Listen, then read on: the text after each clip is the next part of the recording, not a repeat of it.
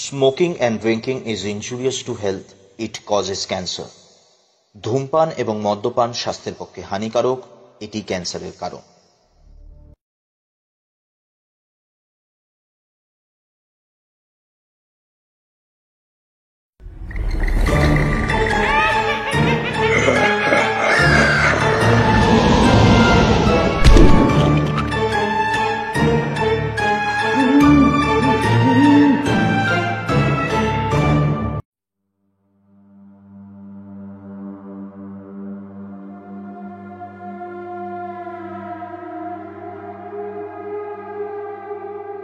মহেশ, ধীরেন আর রাসবিহারী হল তিনজন অত্যন্ত ঘনিষ্ঠ বন্ধু। ওরা মাঝে মধ্যেই গাড়ি করে ঘুরতে বেড়ায় রাতে, তারপর সারা রাত লং ড্রাইভ করে ভোরের দিকে বাড়ি ফিরে আসে। এটা হলো ওদের এক প্রকার ফ্যাশন। এরকমই একবার ঘুরতে গিয়ে তিন বন্ধু মুখোমুখি হয়েছিল এক ভয়ানক বিভীষিকার। তোমরা আজ শুনতে চলেছ সেই বিভীষিকাময় রাতের কথা। নমস্কার শ্রোতা বন্ধুরা, আমি রয়েছি সম্পূর্ণা তোমাদের সাথে এবং তোমরা শুনছো ভৌতিক অলৌকিক। ভৌতিক অলৌকিকের সমস্ত গল্প শুনতে এখনই সাবস্ক্রাইব করো আমাদের ইউটিউব চ্যানেল। আজ তোমরা শুনবে লেখক সুরজিৎ ঘোষের কলমে দুর্ভোগের রাত। গল্প পাঠে শুভম, গল্পের সূত্রধার আমি সম্পূর্ণা। শুরু হচ্ছে দুর্ভোগের রাত।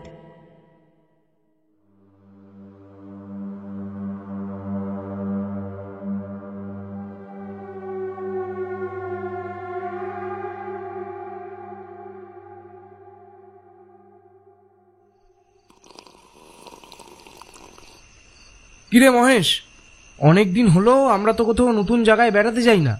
আবার কি, চল আগের মতন একদম হই হই করে বেরিয়ে পড়ি কোনো এক রাত্রে। চায়ের দোকানের ফাঁকা বেঞ্চে বসে চা খেতে খেতে কথাগুলো বলল ধীরেন। ধীরেনের এই প্রস্তাব শুনে তার অপর দুই বন্ধু মহেশ আর রাসবিহারী নিজেদের মধ্যে দৃষ্টি বিনিময় করে খানিকটা মৃদু হেসে বলল, হ্যাঁ, তাহলে তো বেশ ভালোই হয়।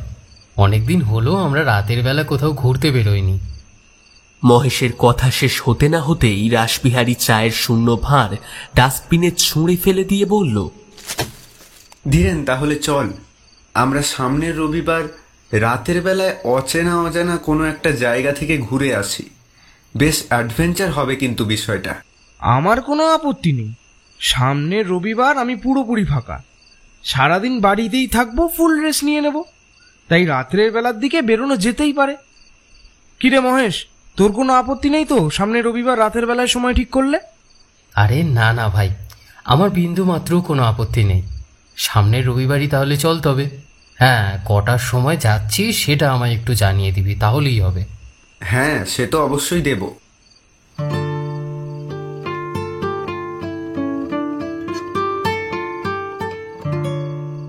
মহেশ, ধীরেন আর রাসবিহারী হলো তিনজন বন্ধু। তবে তাদের সম্পর্ককে শুধুমাত্র বন্ধু বলা একেবারেই ভুল। তারা একে অপরের অত্যন্ত ঘনিষ্ঠ বন্ধু। হরিহর আত্মা বলতে ঠিক যে বিষয়টাকে বোঝায়, একে অপরের ক্ষেত্রে তারা ঠিক তাই। একসাথে স্কুল কলেজ করে বর্তমানে তারা ইউনিভার্সিটির স্টুডেন্ট। মাঝে মধ্যেই যে যখন সময় পায় তখনই পাড়ার চায়ের দোকানে বসে আড্ডা দিতে চলে আসে। আজ ঠিক তেমনই একটা আড্ডার আসর বসেছে চায়ের দোকানে। মাঝে মধ্যেই রাতের বেলায় ঘুরতে বের হয় ওরা তিনজনে মিলে। এটা ওদের একটা অদ্ভুত রকমের ফ্যাশন। কোনো একটা সম্পূর্ণ অচেনা অজানা জায়গায় গিয়ে বেশ কিছুটা সময় কাটিয়ে তারপর তারা ফিরে আসে। দীর্ঘদিন সেরকম কোনো অ্যাডভেঞ্চার বা লং ড্রাইভ না হওয়ার কারণে ধীরেন কথাটা তুলল সর্বপ্রথম। তবে ধীরেনের প্রস্তাবে সকলেই রাজি হয়ে গেল। নির্ধারিত হলো যে আগামী রবিবার রাত্রি 8:30টার সময় তারা বের হবে। রাসবিহারী বেশ বড় লোক বাড়ির ছেলে। ওদের নিজস্ব 4 চাকা গাড়ি রয়েছে, সেই গাড়ি করেই ওরা ঘুরতে বের হয়। বেশ অনেকটা সময় গল্পগুজব করার পর সন্ধ্যা নামার ঠিক মুখে মহেশ বলল, চল রে, আজকের মতো তাহলে উঠি। ওই কথাই রইল। তবে রবিবার রাতে রাসবিহারী গাড়ি নিয়ে 5 মাথার মোড়ে আমাদের জন্য অপেক্ষা করবে। আমরা 8টা থেকে 8:30টার মধ্যে সেখানে গিয়ে উপস্থিত হব। ওকে ওকে, ডান ডান। আজকের মতন উঠলাম তাহলে। এরপর আমাদের দেখা হবে কিন্তু রবিবার। তবে হ্যাঁ, মাঝে কিন্তু সময় করে একদিন ফোন করবি। আর তো মাত্র 2 দিনের অপেক্ষা, তারপরেই রবিবার। এই উইকে ইউনিভার্সিটি যাওয়ার বিশেষ প্রয়োজন নেই, তাই ইউনিভার্সিটি যাবও না। সেই সূত্রে দেখা হবে না। গুড বাই, চললাম তাহলে। Good bye. চায়ের দোকানের বিল মিটিয়ে দিয়ে একে অপরকে বিদায় জানিয়ে তারা এবার হাঁটতে শুরু করলো যে যার বাড়ির পথে। ছোট্ট শহরটার আকাশ লালচে গোলাপি রঙে রাঙিয়ে তুলল গোধূলির রঙিন আলোর আভা। ডিমের কুসুমের মতো কমলা রঙের সূর্যটা ক্রমে আরো ঢলে পড়ল পশ্চিম দিগন্তে। একদল পাখি কিচিরমিচির করতে করতে আকাশের এই প্রান্ত হতে উড়ে গেল অপর প্রান্তের দিকে।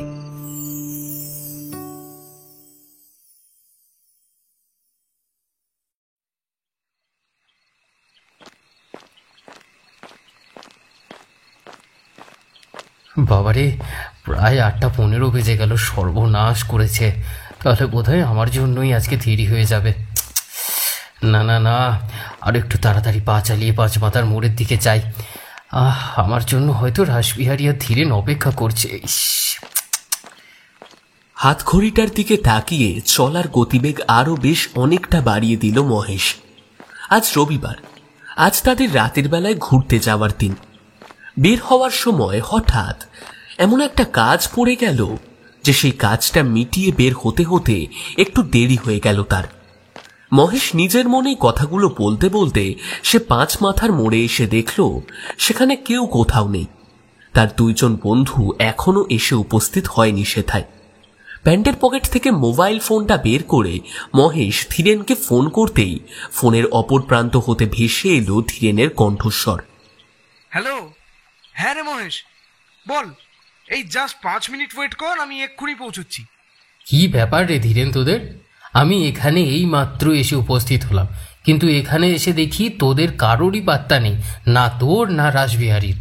সে কি রে, রাসবিহারী এখনো 5 মাথার মোড়ে পৌঁছয়নি গাড়ি নিয়ে? আরে না, তাহলে বলছি কি জানি ওর আবার কি প্রবলেম হলো। এতক্ষণে তো এসে যাওয়ার কথা। আচ্ছা বেশ মহেশ, আবার ঠিক আছে, তুই ওখানেই ওয়েট কর, আমি প্রায় এসেই গেছি। আর 5 মিনিটের মধ্যে আমি উপস্থিত হচ্ছি। দেখ, না হলে ফোন করবো একবার রাসবিহারীকে। হয়তো কোনো একটা অসুবিধায় পড়েছে ছেলেটা, না হলে তো দেরি করার মানুষও নয়। এই কথা বলে ফোন রেখে দিল ধীরেন। 5 মাথার মোড়ে মিনিট 5 পর এসে সে দেখল তখনও রাসবিহারী গাড়ি নিয়ে সেখানে উপস্থিত হয়নি। মহেশ একলাই দাঁড়িয়ে আছে রাস্তার ধারে। পরপর 2 বার ফোন করার পর রাসবিহারী ফোন তুলল এবং দ্রুততার সাথে বলল, আরে আর বলিস না, গাড়িটা খারাপ হয়ে গিয়েছিল, সেই জন্যই এত দেরি হয়ে গেল। তবে চিন্তা করিস না, আমি গাড়ি নিয়ে এক্ষুনি বের হচ্ছি। স্বল্প কিছুটা সময়ের মধ্যেই 5 মাথার মোড়ে পৌঁছে যাব। তোরা ওখানেই দাঁড়িয়ে ওয়েট কর। ব্যাস, এতগুলো কথা একটানা বলেই ফোনটা রেখে দিল রাসবিহারী। অগত্যা মহেশ আর ধীরেন 2 বন্ধু মিলে 2খানি সিগারেট কিনে রাস্তার ধারে দাঁড়িয়ে স্মোক করতে করতে অপেক্ষা করতে লাগলো রাসবিহারীর গাড়ি নিয়ে আসার জন্য। বেশ কিছুটা সময় অপেক্ষা করার পর ওদের সিগারেট খাওয়া সমাপ্ত হলে রাসবিহারী 4 চাকা নিয়ে এসে দাঁড়ালো ওদের সামনে। তারপর বলল,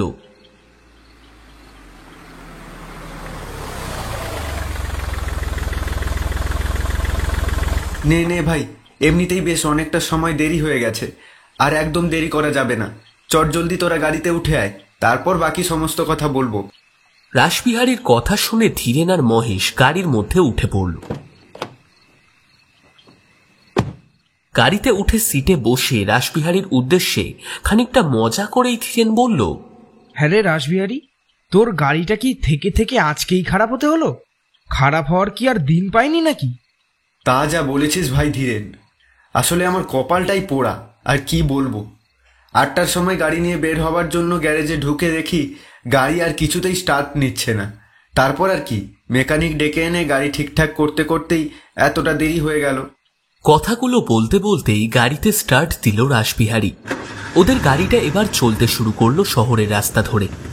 রাসবিহারীর কথা শুনে মহেশ এবার শান্ত গলায় বলল, আরে বাবা, এতটা আপসেট হয়ে পড়িস না রাসবিহারী।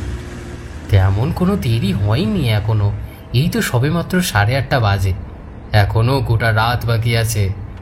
আজকে সারা রাত আমরা বাইরে কাটাবো। তা কোথায় যাব সেটা কি ডিসাইড করেছিস? মহেশের কথা শুনে রাসবিহারী এবার কিছুটা হেসে বলল, হ্যাঁ, আমাদের শহরের বাইরে একটা খুব নির্জন রাস্তার সন্ধান পেয়েছি গুগল ম্যাপ খুঁজে। আজ সেই রাস্তা দিয়েই যাব বলে ঠিক করেছি। আমরা ওদিকে এর আগে কখনো কোনোদিন যাইনি, বেশ ভালো রকমের অভিজ্ঞতা হবে। আমি আমার সঙ্গে নিয়ে নিয়েছি এই লুচি, কষা আলুর দম আর মিষ্টি। তোদের যার যখন খিদে পাবে আমায় বলবি, 3 জনের জন্য 3 প্লেট করে এনেছি খাবার, সবাইকে সার্ভ করে দেবো, চিন্তা নেই। ধীরেনের এই কথা শুনে এবার মহেশ বলল, আরে বাবা, এই সমস্ত খাবার আনার আবার কি প্রয়োজন ছিল বলতো সঙ্গে করে? আমরা তো বাইরে থেকে কিছু খেয়ে নিতে পারতাম। মহেশের কথা শুনে রাসবিহারী খানিকটা আপত্তি করে বলল, না না, একেবারে তুই ঠিক কাজ করেছিস ধীরেন। বাইরে কোথাও কিছু পাওয়া যাবে না যা আমরা টাকা দিয়ে কিনে খেতে পারবো, কারণ সমস্ত জায়গাটা একেবারে নিরিবিলি, কোথাও কোনো মানুষের বসবাস নেই। সেটা আমি খোঁজ খবর নিয়ে দেখেছি আগে থেকেই। বেশ অনেক কিলোমিটার পর আবার গ্রাম পড়বে। সারা রাত কি আমরা না খেয়ে বসে থাকবো নাকি? গাড়ির মিউজিক সিস্টেম অন করলো রাসবিহারী। গাড়ি যত শহর ছাড়িয়ে বের হতে লাগলো ততই ফাঁকা প্রান্তরের দেখা মিলল। যতই সে ফাঁকা প্রান্তরের পানে ছুটে চলল ততই এক অনির্বচনীয় নিস্তব্ধতা নেমে এলো চারপাশের পরিবেশ জুড়ে। ক্রমে ফুরিয়ে এলো শহরের ঝাঁ চকচকে আলোর উজ্জ্বল প্রভা। শোনা গেল সাপদের রক্তলোলুপ হিংস্র চিৎকার। শহরের হাইরোড ছেড়ে বেরিয়ে এসে মোরাম রাস্তার উপরে ধুলো উড়িয়ে এবার এগিয়ে চলল ওদের গাড়িটা। মোরাম রাস্তার 2 ধারে শুধুই গুল্মলতা পাতা আর আগাছার বড় বড় প্রকাণ্ড সব ঝোপ। রাস্তার 2 ধারে মাথা উঁচু করে দাঁড়িয়ে রয়েছে বিশাল বড় বড় সব মহিরুহের দল। গোটা জায়গাটা পুরোপুরি খুটখুটে অন্ধকার। রাস্তার 2 ধারে শুধুই ফাঁকা মাঠ আর মাঠ। গাড়ির ব্যাকসিটে বসে ধীরেন রাতের এই নৈশ প্রকৃতির মনোমুগ্ধকর দৃশ্য দেখে আপ্লুত হয়ে উত্তেজিত গলায় বলল, আরে ব্যাস ব্যাস ব্যাস, এ ভাই, এই জায়গাটা তো বেশ সুন্দর, খুব সুন্দর মুগ্ধকর পরিবেশ চারিদিকে। এতদিন ধরে এই শহরে থাকি অথচ কখনো কোনো দিনের জন্য সন্ধান পাইনি তো এই জায়গাটার। তাহলে তো মাঝে মধ্যেই এখানে চলে আসতাম। সত্যি রাসবিহারী, তোকে থ্যাংক ইউ বলতেই হয় এত সুন্দর একটা জায়গার সন্ধান দেওয়ার জন্যে। মাঝে মধ্যে এখানে তো ঘুরতে আসাই যাবে।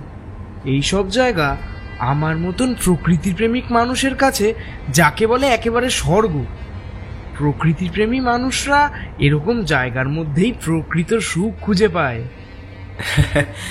আরে আরে, এতে থ্যাংক ইউ বলার কিছু নেই। এই কথাটা তুই ঠিকই বলেছিস। সত্যিই মাঝে মধ্যে এবার থেকে আমরা এখানে এসে আড্ডা দেব, গল্প করব, সারাদিন হই হই করে কাটিয়ে আবার বাড়ি ফিরে যাব। এইভাবে বেশ অনেকটা সময় গাড়ি চালিয়ে ওরা যে জায়গাটায় এসে পড়ল সেটা পুরোপুরি একটা খোলা মাঠ। রাস্তার 2 ধারে ঘন জঙ্গল আর বড় বড় ঝাঁকড়া মুখড়ো গাছের সমাহার। গাড়ি থামিয়ে রাসবিহারী বলল,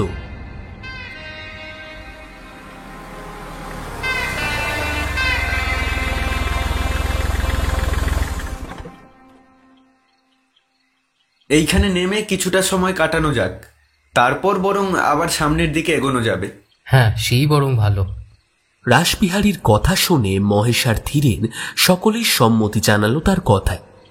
তারপর গাড়ি থামিয়ে তারা নেমে এলো এক এক করে।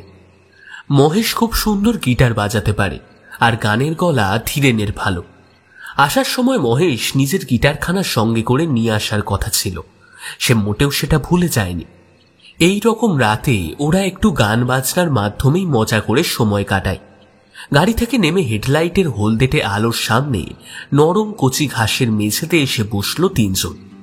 তারপর টুংটাং শব্দে গিটার বাজাতে আরম্ভ করল মহেশ আর গান গাইতে শুরু করল ধীরেন। শ শ শব্দে তীব্রভাবে বাতাস বইতে শুরু করল সহসা। আকাশের দিকে মুখ তুলে তাকিয়ে রাসবিহারী দেখল বর্তমানে আকাশে আর একটিও নক্ষত্র নেই। এই দেখে রাসবিহারীর বুকটা কেমন যেন মোচড় দিয়ে উঠল। সে চিন্তিত স্বরে বলল, আকাশ কালো হয়ে এলো যে দেখছি। আকাশের বুকে একটাও তারা নেই, চাঁদের দেখাও পাওয়া যাচ্ছে না। তাহলে কি মেঘ করেছে? ঝড় বৃষ্টি উঠবে নাকি? রাসবিহারীর কথা শুনে এবার গান বাজনা থামিয়ে মহেশ আর ধীরেন মুখ তুলে তাকালো পাতালের অন্ধকারের মতন সুগাঢ় কালো আকাশটার দিকে। ওদের মনে হলো কেউ যেন এক শিশি আলকাতরা বুঝি ঢেলে দিয়েছে আকাশের ওপর।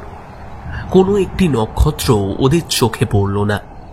যত সময় এগিয়ে চলেছে ততই যেন বাতাসের বেগ ক্রমে বৃদ্ধি পাচ্ছে আরো। রাসবিহারী এবার উপস্থিত বুদ্ধির পরিচয় দিয়ে বলল, চল চল, মনে হচ্ছে ঝড় উঠবে, বৃষ্টি নামবে। তার আগে আমরা গাড়িতে গিয়ে উঠে বসি। হ্যাঁ হ্যাঁ, সেটাই বরং ভালো হবে, চল। ওরা তিনজন এবার সেই খোলা মাঠ ছেড়ে এসে বসলো গাড়ির ভিতর। গাড়ির ভিতর এসে বসার সাথে সাথেই ঝড়ের মাত্রা বেড়ে গেল কয়েক গুণে। সনসন ঝোড়ো বাতাস বওয়ার কারণেই হয়তো মেঘটা কেটে গিয়ে আকাশ পরিষ্কার হয়ে গেল, তাই আর বৃষ্টি নামলো না। গাড়িতে স্টার্ট দিয়ে ওরা এগিয়ে চলল সামনের দিকে।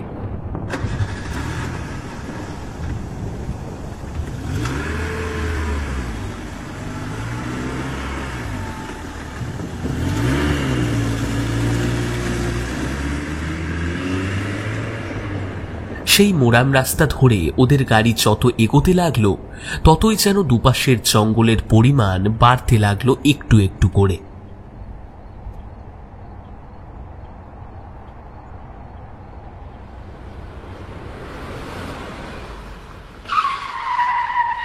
আচমকাই হঠাৎ করে গাড়ি স্টার্ট বন্ধ হয়ে যাওয়ায় চিন্তার ভাঁজ পড়ল রাসবিহারীর কপালে।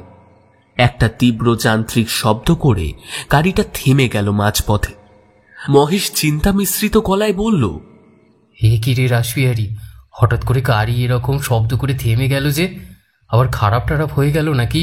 কি জানি ভাই, তোরা ভেতরেই বস, আমি একবার বাইরে নেমে দেখছি। সত্যি আজকের দিনটাই খারাপ। কার মুখ দেখে যে উঠেছিলাম সকালে কে জানে।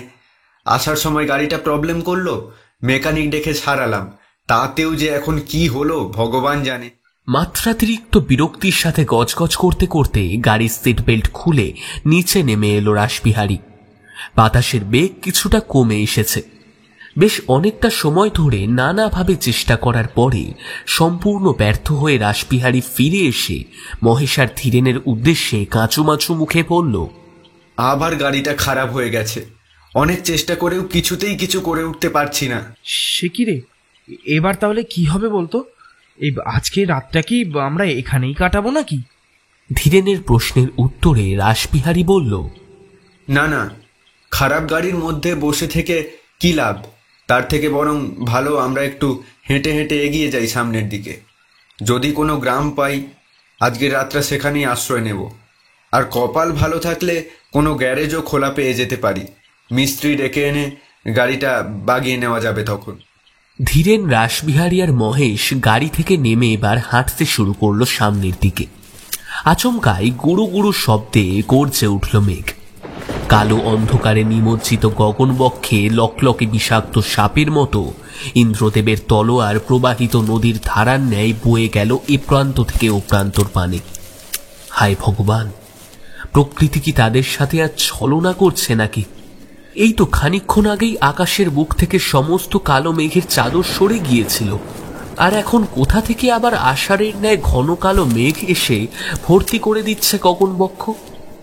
ক্ষণে ক্ষণে গর্জে উঠছে ইন্দ্রদেবের তলোয়ারি।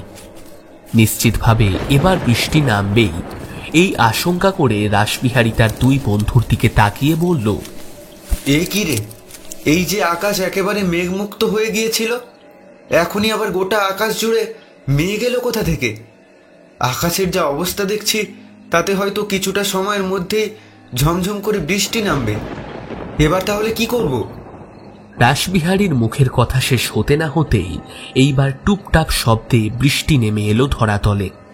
আশেপাশের দিকে একবার চোখ বুলিয়ে নিতেই ধীরেনের নজর হঠাৎ আটকে গেল অন্ধকারে ডুবে থাকা একটা বিশেষ জায়গার দিকে। সে ওই দিকে হাত বাড়িয়ে উত্তেজিত কণ্ঠে বলল, এই হ্যাঁ রে, এই ওইখানে ওটা কি দেখা যাচ্ছে বলতো? ধীরেন যেদিকে অঙ্গুলি নির্দেশ করছিল সেই দিকে তাকিয়ে মহেশ এবার বলে উঠল, তাই তো, ওটা মনে হচ্ছে কোনো একটা পুরো বাড়ি। চল চল চল চল, বৃষ্টি হাত থেকে বাঁচতে আমরা বরং ওইখানেই গিয়ে আপাতত আশ্রয় নিই। বৃষ্টি থামলে নয় দেখা যাবে। হ্যাঁ, সেটাই বরং বুদ্ধিমানের কাজ হবে। তাড়াতাড়ি চল, তাড়াতাড়ি চল। ফোনের ফ্ল্যাশ লাইটগুলো অন করে এগিয়ে চল ওই বাড়িটার দিকে। তিন বন্ধু মিলে এবার ফোনের ফ্ল্যাশ লাইট অন করে দ্রুত বেগে দৌড়ে মোরাম রাস্তা থেকে নেমে জঙ্গলের লতা পাতা গাছগাছালির ডাল ঠেলে ঢুকে এলো ক্রমশ ভেতরে। তারা এসে দাঁড়ালো বেশ অনেকটা জায়গা জুড়ে বহু শতাব্দী আগে নির্মিত পরিত্যক্ত এক ধ্বংসাবশেষের সামনে। সেই বিশাল প্রাসাদ সমতুল্য বাড়িটার বেশিরভাগ অংশই বর্তমানে প্রকৃতির নানান দুর্যোগ যেমন রোদ, ঝড়, জল, বজ্রপাত, বৃষ্টির কবলে পড়ে ধ্বংস হয়ে গেছে। কেবলমাত্র সেই সুবিশাল অট্টালিকার কিছু অংশ এখনো মৃতশয্যায় শায়িত মানুষের মতো কোনো রকমে যেন মাথা তুলে দাঁড়িয়ে আছে নড়বড়ে অবস্থায়। ওরা এসে থমকে দাঁড়ালো সেই বাড়ির সামনে থাকা সিংহদ্বারের ঠিক সামনে। বহুকাল আগের মরচে ধরা এক বৃহৎ লৌহ গেট তাদের নজরে পড়ল।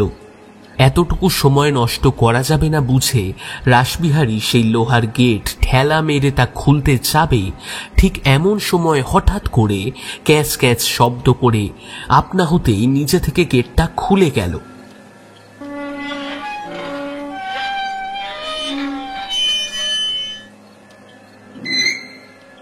একটা কনকনে ঠান্ডা দমকা বাতাস সেই পরিত্যক্ত ভাঙা বাড়ির অন্দরমহল হতে যেন ছুটে এসে ঝাঁপিয়ে পড়ল ওদের লক্ষ্য করে। সকলের ফোনের লাইটগুলো একসাথে কেঁপে উঠল দপদপিয়ে। ফোনের ফ্ল্যাশ লাইটের ঔজ্জ্বল্য কমে এলো এক ধাক্কায় অনেকটা। এরকম ঘটনা ঘটতে দেখে মহেশ কম্পিত স্বরে থমথমে গলায় বলল, এইরকম ভাবে দরজাটা নিজে থেকে খুলে গেল কি করে? আর আর তাছাড়া আমাদের ফোনের লাইটগুলোর আলোই বা এত কম হয়ে গেল কেন? আরে বাবা, এইসব কিছু ভাবার এখন একদম সময় নেই। তাড়াতাড়ি ওই পরিত্যক্ত বাড়ির ভেতরে চল, না হলে বৃষ্টির জলে পুরোপুরি ভিজে হাঁপুসুটি হয়ে যাব। আর এখন এই সময়ে রাতের বেলায় এত ঠান্ডায় বৃষ্টির জলে ভিজলে শরীর খারাপ করবে।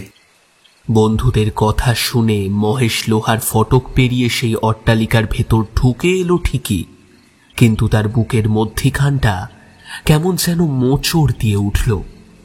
কোনো এক অশনীয় অমঙ্গলের আভাস ঈশ্বর বুঝে দিতে চাইল তাকে, কিন্তু সেটা সে সঠিকভাবে বুঝতে পারল না কিছুতেই। ফোনের মৃদু সাদাটে আলোর রশ্মি এদিক ওদিক ফেলে ওরা ঢুকে এলো সেই পরিত্যক্ত ভগ্নপ্রায় বাড়ির অন্দরে।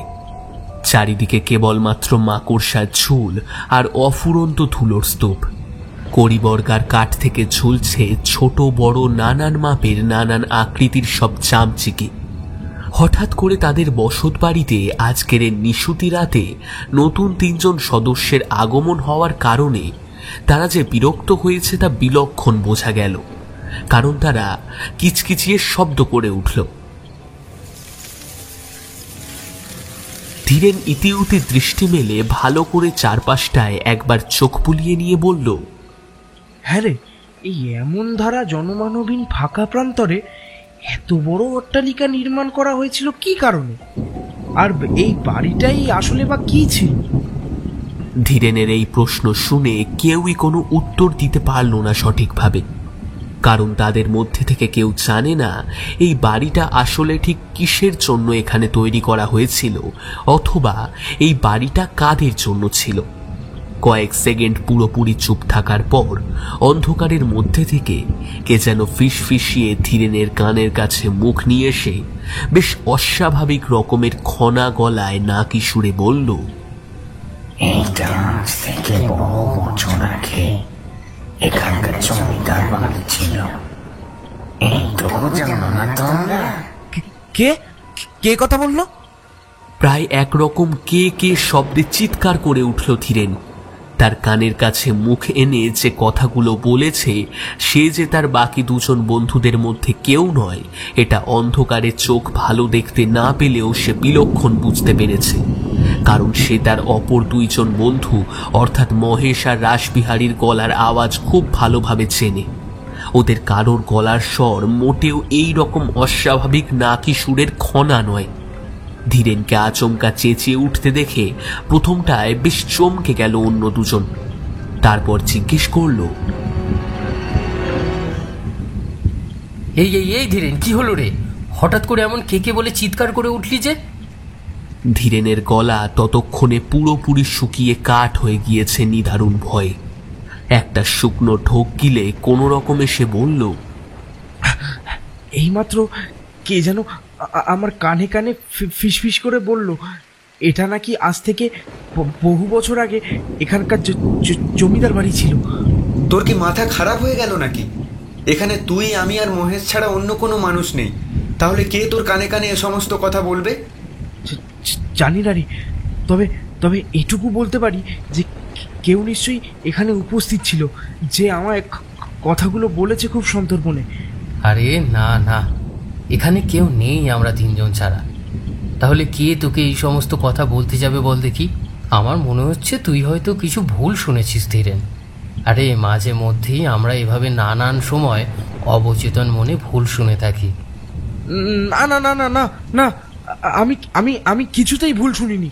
আমি পরিষ্কার শুনতে পেয়েছি কেউ একজন ভয়ানক রকমের হাড় হিম করা শীতল কণ্ঠে আমার কানের কাছে মুখ এনে বলছে এই বাড়ি নাকি আজ থেকে বহু বছর আগে এখানকার জমিদারের বাড়ি ছিল। শুধু তাই নয়, তার কনকনে ঠান্ডা নিঃশ্বাস পড়েছে আমার গায়ে, সেটাও ভালোভাবে উপলব্ধি করতে পেরেছি আমি। সেই নিঃশ্বাস কি ভীষণ রকমের ঠান্ডা। তোর কথা শুনে আমি যে কি বলবো সেটাই বুঝে উঠতে পারছি না ধীরেন। সত্যি তুই যে এত ভীতু তা আমি জানতাম না। আমি বুঝতে পারছি রাসবিহারী যে তুই আমার কথা বিন্দুমাত্র বিশ্বাস করছিস না, কিন্তু আমি এখনো জোর গলায় বলছি, আমি যা শুনেছি তা পরিষ্কার শুনেছি। সেই শোনার মধ্যে সামান্যতম ভুলটুকু নেই। এখানে শুধুমাত্র আমরা তিনজনই নয়, হয়তো হয়তো হয়তো অন্য কেউ রয়েছে। আমি তোদের বলছি চল এই জায়গাটা ছেড়ে আমরা এখান থেকে চলে যাই। তোর কি মাথা একেবারেই খারাপ হয়ে গেছে ধীরেন? বাইরে অনবরত বৃষ্টি হচ্ছে, তার সাথে একের পর এক বাজ পড়ছে। এই পরিস্থিতিতে এত সুন্দর নিরাপদ একখানা আশ্রয় পাওয়ার পরেও কি দরকার আছে ওই প্রাকৃতিক দুর্যোগের মধ্যে সামিল হওয়ার? কোনো প্রয়োজন নেই ওসবের। কাল সকালে ভোরের আলো ফুটলে না হয় এদিক ওদিক খুঁজে দেখা যাবে কাছাকাছি কোনো গ্রাম রয়েছে কিনা। রাসবিহারীর কথার ওপর আর কিছুই বলতে পারল না ধীরেন, কিন্তু সে মনে মনে বেশ বুঝতে পারল যে এখানে তারা ছাড়াও অন্য কেউ বা কারা রয়েছে। ফোনের অনুজ্জ্বল আলো সাথে নিয়ে ওরা এবার ঢুকল সেই সুবিশাল অট্টালিকার অন্দরমহলে। সেই অট্টালিকার খানিকটা ভেতরে ঢুকে আসতেই দেওয়ালে একটা বিশাল বড় তৈলচিত্রের প্রতি নজর গেল ওদের সকলের। চিত্রে অলঙ্কৃত রয়েছে একটি নারী। সুদক্ষ শিল্পী তার নিপুণ হাতে দক্ষ তুলির টানে এঁকেছে এক অপরূপা সুন্দরী নারীকে। ওদের তিনজনের ফোনের আলো একসাথে গিয়ে পড়ল সেই তৈলচিত্রের ওপর। সুতরাং এবার আরো ভালোভাবে দৃষ্টিগোচর হলো সেই চিত্র। এক অপরূপা সুন্দরী নারীর মুখ ফুটিয়ে তোলা হয়েছে জল রঙের তুলির টানে। মাথা ভরা তার কোঁচকানো চুল, সোনার মুকুট, টানা টানা বৃহৎ দুটি চোখ, লম্বা টিকালো নাক, গোলাপি ঠোঁট। সেই নারীর দেহে রয়েছে দামি বস্ত্র এবং সোনাদানা মণিমুক্ত মাণিক্যের ন্যায় মহামূল্যবান সব অলঙ্কার। সেই নারীর মুখের অভিব্যক্তি দেখেই বোঝা যায় তিনি বেশ কঠিন প্রকৃতির মানুষ ছিলেন। তার মুখের মধ্যে একটা আলাদাই গাম্ভীর্যপূর্ণ আভিজাত্য ভাব বিরাজমান। ছবিটা খুব সুন্দর নিখুঁতভাবে পর্যবেক্ষণ করছিল ওরা। সহসা এমন সময় মহেশ বলে উঠল, কিন্তু একটা জিনিস তোরা কেউ লক্ষ্য করেছিস যেটা খুবই আশ্চর্যজনক? আশ্চর্যকর জিনিস? কি মহেশ, কোন জিনিসটার কথা বলছিস তুই? ভালো করে লক্ষ্য করে দেখ, এখানে যা সমস্ত কিছু জিনিসপত্র ছড়িয়ে ছিটিয়ে রয়েছে তাদের প্রত্যেকের উপরেই একটা মোটা পুরো ধুলোর আস্তরণ পড়ে গেছে। প্রকৃতির নিয়মে সেটা খুবই স্বাভাবিক ব্যাপার, কারণ এই পরিত্যক্ত বাড়িতে বহুকাল কোনো মানুষের পা পড়েনি। তাই সমগ্র জায়গাটাই যে অপরিষ্কার, অপরিচ্ছন্ন এবং ধুলোময় হয়ে থাকবে তেমনটাই তো হবার কথা। কিন্তু একমাত্র এই ছবিটার ক্ষেত্রেই সে নিয়ম খাটেনি। এই ছবিটার মধ্যে কোথাও কোনোখানে এতটুকু ধুলোর চিহ্ন মাত্র নেই। এই বিশাল তৈলচিত্রের মধ্যে ধুলো স্তর জমেনি বলেই হয়তো আমরা এত সহজে এত সুন্দরভাবে ছবিটা দেখতে সক্ষম হলাম। কিন্তু এমন ধারা ঘটনা ঘটল কিভাবে? তার মানে এর থেকে এটাই ধরে নিতে হবে যে প্রায় প্রত্যেক দিন এই ছবি কেউ মোছে, যার কারণে ছবির ওপর বিন্দু মাত্র ধুলো বসতে পারেনি। তাই এখনো বেশ স্বচ্ছ রয়েছে ছবির মধ্যে থাকা এই নারীর সমগ্র চিত্র। সত্যিই তো, এই বিষয়টা তো রাসবিহারী কিংবা ধীরেন খেয়াল করেনি। এই বিষয়টা ওদের চোখ এড়িয়ে গেছে একেবারে। কিন্তু মহেশ যে কথাটা বলল তা ফেলে দেওয়ার মতন নয়। ছবিটার দিকে আরো একবার তাকিয়ে রাসবিহারীর কপালে ভ্রুকুটি দেখা দিল। কি ভীষণ রকমের জীবন্ত সেই নারী মূর্তির ছবি! যেন মনে হয় চিত্রের ভেতর থেকে সেই রমণী অপলক দৃষ্টিতে তাকিয়ে আছে ওদের দিকে।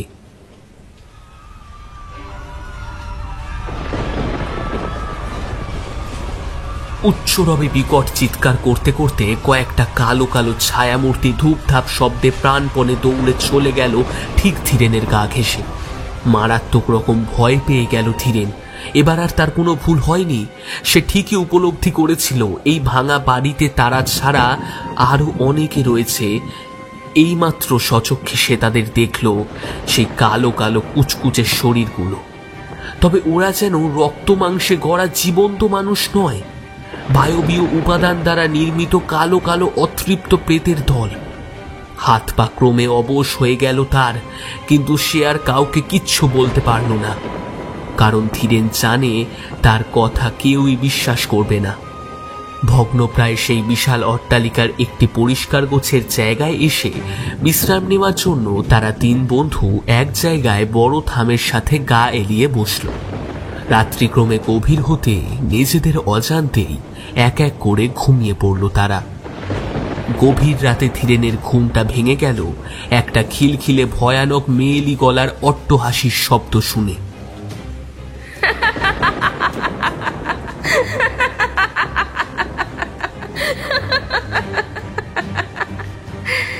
আমি এই তল্লাটের জমিদার গিন্নি।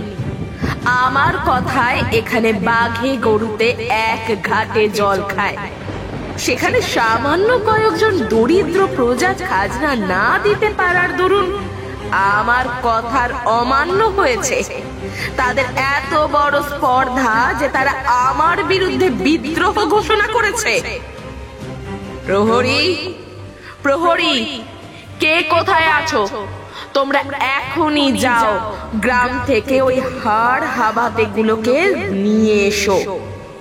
আজ আমি নিজের হাতে শঙ্কর মাছের চাবুক দিয়ে তাদের মেরে পিঠ ফালা ফালা করে দেব। তবেই আমি জল স্পর্শ করব, নচেত জল গ্রহণ করব না কিছুতেই। অন্ধকারে ডুবে থাকা বিশাল ভগ্নপুরীর মধ্যে এই হাড়হিম করা ভয়ানক কথোপকথন শুনে মারাত্মক ভয়ে ঠক ঠক করে রীতিমতো কাঁপতে শুরু করলো ধীরেন। ভয়ের চোটে ওর দাঁত কপাটি যেন লেগে যাবার উপক্রম হলো। কপালে জন্ম নিল ফোঁটা ফোঁটা ঘামের বিন্দু।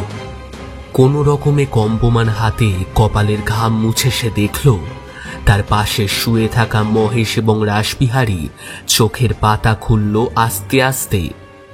ওই কথাগুলো তাদের কানে গিয়েও পৌঁছেছে। তাদের মুখ বর্তমানে ভীষণ থমথমে। ধীরেন রাসবিহারীর মুখের দিকে তাকিয়ে নিচু গলায় চাপা স্বরে বলল, কিরে কিরে, এবার বিশ্বাস হলো তো? তোদের আমি যা বলেছিলাম তা সঠিক বলেছিলাম? হ্যাঁ, এখানে আসার পর থেকেই আমার বারে বারে মনে হয়েছিল যে যে এই বাড়ির মধ্যে শুধুমাত্র আমরা তিনজনেই নেই, আরো অনেকে হয়তো রয়েছে।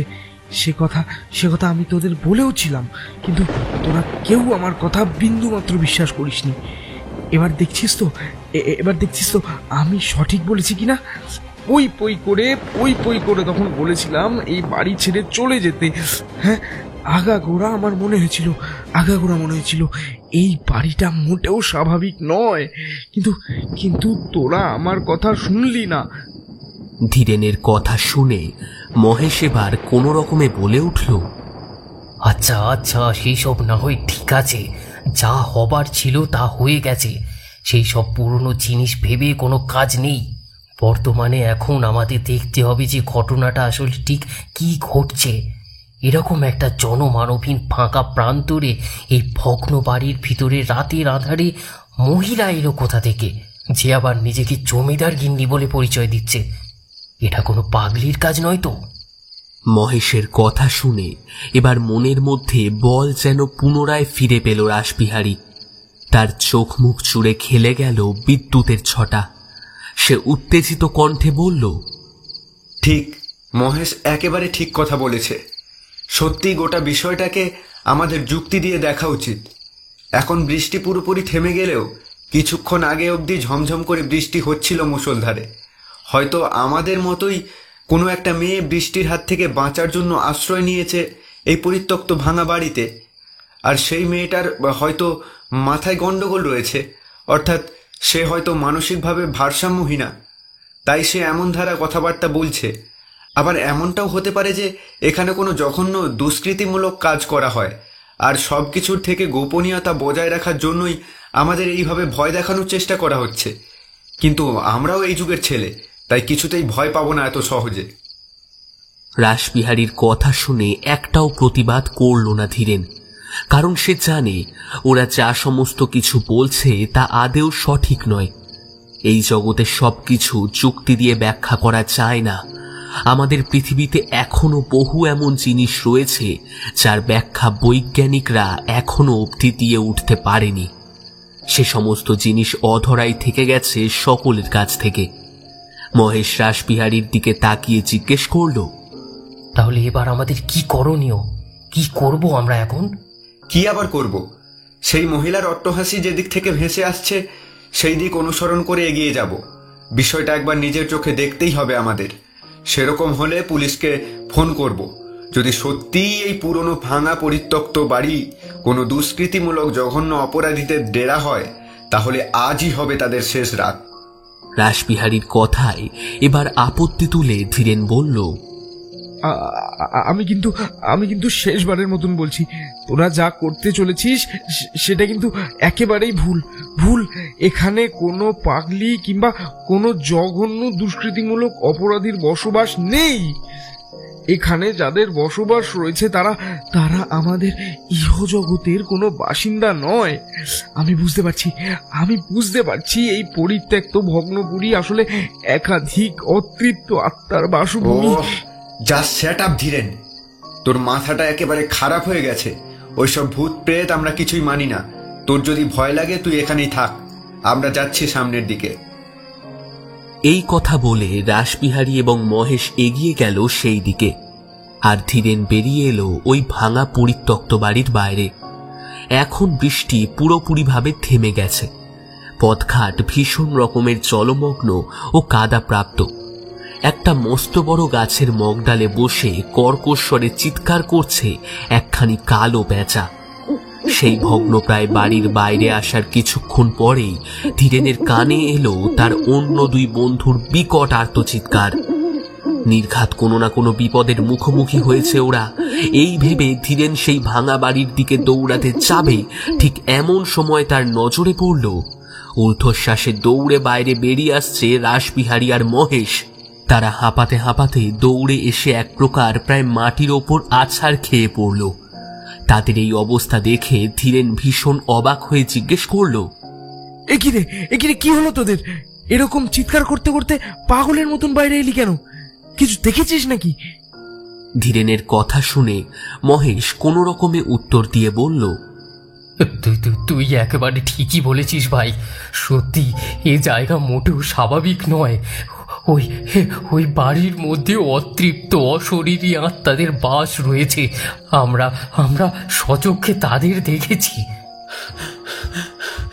অন্ধকারের মধ্যে থেকে যেদিক দিয়ে খিলখিল মেয়েলি হাসির আওয়াজ ভেসে আসছিল সেই দিকে আমি আর মহেশ এগিয়ে গিয়ে দেখলাম একটা অদ্ভুত দৃশ্য। ওই ভাঙা বাড়ির দেওয়ালে টাঙানো যে বিশাল তৈলচিত্র রয়েছে, সেই চিত্রের মধ্যে অঙ্কিত নারী মূর্তি আমাদের থেকে মাত্র কয়েক হাত তফাতে দাঁড়িয়েছিল। কিন্তু যেন সেই মহিলা রক্তে মাংসে গড়া কোনো মানুষ নয়, কেমন যেন একটা আবজা অস্পষ্ট কুয়াশার মতন আবরণ দ্বারা নির্মিত তার সর্বাঙ্গ। কোথা থেকে কালো কালো কতগুলো মানুষ ধাপাধাপি করে দৌড়ে এসে সেই মহিলার উদ্দেশ্যে ক্রোধান্বিত কণ্ঠে কোনো কিছু বলে তাকে লক্ষ্য করে আগুন জ্বালানো মশাল ছুঁড়ে দিল ভয়ানক রকমের ক্ষিপ্ততার সাথে। মহিলার দেহে সেই আগুনের ফুলকি গিয়ে পড়া মাত্রই তার কাপড়ে ধরে গেল আগুন। প্রাণপণ চিৎকার করতে করতে জ্বলন্ত শরীর নিয়ে দৌড়তে আরম্ভ করলো সে। দেখতে দেখতেই গোটা বাড়ি জুড়ে ছড়িয়ে পড়ল আগুনের লেলিহান শিখা। আমাদের চোখের সামনে যেন ভয়ানক এক বিভীষিকার সৃষ্টি হলো। মানুষের কান্নার আওয়াজ শুনতে পেলাম আমরা। এই দৃশ্য দেখে মাত্রাতিরিক্ত ভয়ে আমাদের হাত পা ঠান্ডা হয়ে যাওয়ার উপক্রম হলো। কোনো রকমে প্রাণ বাঁচিয়ে দৌড়ে পালিয়ে এসেছি এখানে। রাসবিহারীর কথা শুনে ধীরেন এবার বলল, তোদের তো আমি প্রথমেই বলেছিলাম যে ওই বাড়ির মধ্যে থাকার কোনো প্রয়োজন নেই। এখন বুঝতে পারছিস তো আমার কথা না শুনলে কত বড় ভুল সিদ্ধান্ত নিয়েছিলিস? এইসব কথা এখন থাক, চল চল চল, এখন এখান থেকে পালিয়ে যাই। এই গোটা বাড়ি পুরোপুরি অভিশপ্ত, এখানে থাকলে আমাদের হয়তো প্রাণ নিয়ে বেঁচে ফিরতে পারবো না আর। হ্যাঁ, সেটাই বরং ভালো। চল আমরা সামনের ওই মোরাম রাস্তা ধরে দৌড়ে পালাই। আর একটাও কথা না বলে বিনা বাক্য ব্যয়ে ওরা তিন বন্ধু এবার ছুটতে শুরু করলো। রাতের বাকি অংশটুকু সেভাবেই ছুটে শেষ রাতের দিকে ওরা এসে পৌঁছালো একটা চায়ের দোকানে। সবেমাত্র চায়ের দোকান খুলেছে দোকানি। চায়ের দোকান তখনও পুরোপুরি ফাঁকা। এতক্ষণ পর রাতের বিভীষিকাময় সেই ঘটনা প্রত্যক্ষ করে একজন জলজ্যান্ত মানুষের দেখা পেয়ে যেন বুকে কিছুটা স্বস্তি ফিরে এলো প্রত্যেকের। বেঞ্চের ওপর বসে চোখে মুখে একটু জল ছিটিয়ে দিয়ে তারা হাঁপাতে আরম্ভ করলো। তাদের এই অবস্থা দেখে দোকানি দোকান ছেড়ে বেরিয়ে এসে তাদের উদ্দেশ্যে বলল, কি বাবু, কি হয়েছে আপনাদের? আপনাদের চোখ মুখের এরকম ধারা অবস্থা কেন? কোথা থেকে এরকম পরিমরি করে ছুটে এলেন বাবু? এ নিন একটু জল খান আগে, তারপর না হয় বলবেন। চায়ের দোকানের মানুষটির ব্যবহার সত্যি খুব ভালো। সে বড় সজ্জন ও উপকারী প্রকৃতির মানুষ। ঠাকুরকে একটু ধূপ দেখিয়ে ওদের তিনজনের জন্য 3 ভাঁড় চা করে সেই চা নিয়ে এসে বলল, আপনাদের চোখ মুখের অবস্থা দেখে আমি বেশ বুঝতে পারছি যে আপনাদের সাথে ঠিক কি ঘটেছে। আপনারা কালকে রাতে খুব সম্ভবত এখানকার জমিদার বাড়ি, মানে ওই ভাঙা পুরো বাড়িতে গিয়ে উঠেছিলেন, তাই তো? চায়ের দোকানদারের এই কথা শুনে রাসবিহারী বিস্ময় ভরা কণ্ঠে জিজ্ঞেস করল, হ্যাঁ, কিন্তু সে কথা আপনি জানলেন কি করে? জানি গো বাবু, জানি। আমরা এখানকার স্থানীয় প্রত্যেকটা মানুষই জানি ওই জমিদার বাড়ির কথা। রাতের বেলায় সেই জমিদার বাড়ি জীবন্ত হয়ে ওঠে, অতীতের ঘটা ইতিহাস ফিরে আসে বর্তমান সময়ে। চায়ের ভাঁড়ে সামান্য ফুঁ দিয়ে একটা লম্বা চুমুক বসিয়ে মহেশ প্রশ্ন করল, ইতিহাস? কি ইতিহাস রয়েছে ওই পোড়া বাড়ির ভেতর?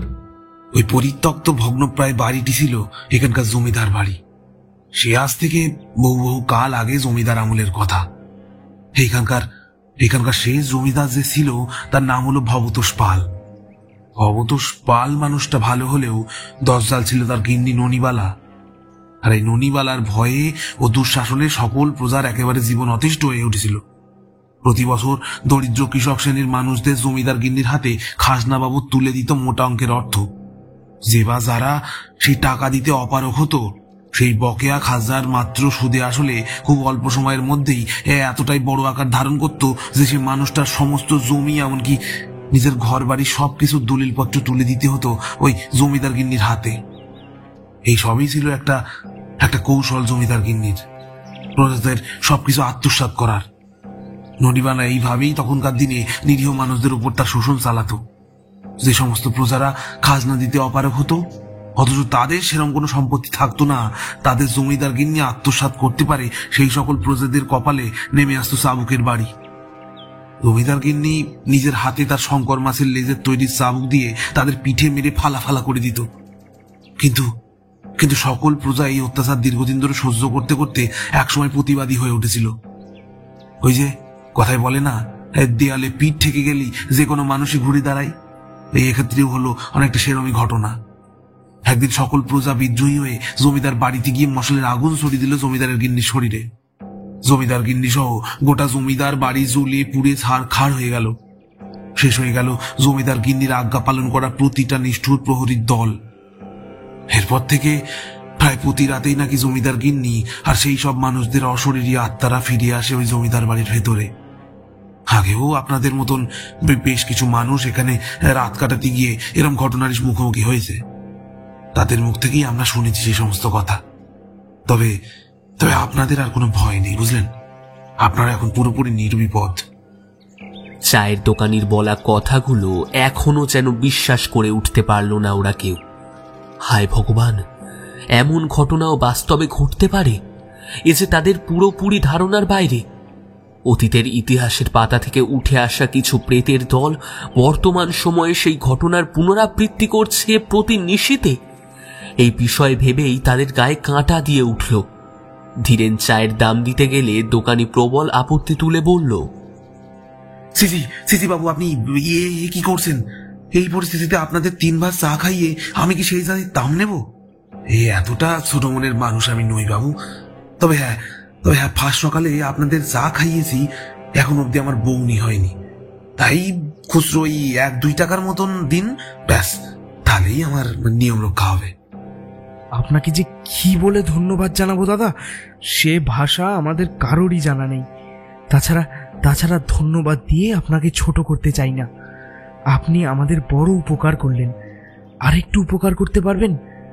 আমাদের গাড়িটা না রাস্তায় খারাপ হয়ে পড়ে রয়েছে, সেই জন্যই আমরা এক প্রকার বাধ্য হয়ে রাতের বেলায় আশ্রয় নিতে এসেছিলাম ওই পোড়ো বাড়িতে। আপনি কোনো গাড়ি সারানোর মিস্ত্রির সন্ধান দিতে পারবেন? তাহলে আমরা সেই মিস্ত্রিকে নিয়ে আমাদের গাড়ি সারিয়ে বাড়ি ফিরে যেতে পারতাম আর কি। হ্যাঁ বাবু, কিছুটা পায়ে হাঁটা পথ এগিয়ে যান, সামনেই বাজার পড়বে। ওই বাজারের মধ্যে অনেক গ্যারেজ রয়েছে, সেখান থেকেই আপনারা যে কোনো এক মিস্ত্রিকে নিয়ে চলে যান আপনাদের গাড়ির কাছে। খুব অল্প টাকায় গাড়ি মেরামত করে দেবে। আপনাকে অসংখ্য ধন্যবাদ। এখন তাহলে আমরা উঠি, আবার পরে অন্য কোনো একদিন না হয় এসে দেখা করে যাব আপনার সাথে। তবে সেই দিন কিন্তু চায়ের দাম আপনাকে নিতেই হবে। এই কথা বলে রাসবিহারী, ধীরেন আর মহেশ 3 বন্ধু মিলে হাসি মুখে বিদায় জানালো সেই চায়ের দোকানিকে। তারপর ওরা হাঁটতে শুরু করলো সরু মোড়াম রাস্তা ধরে। গতকাল রাতের দুর্ভোগের কথা তারা আজীবন মনে রাখবে। কিছুতেই স্বচক্ষে দেখা সেই বিভীষিকা ভোলার মতো নয়।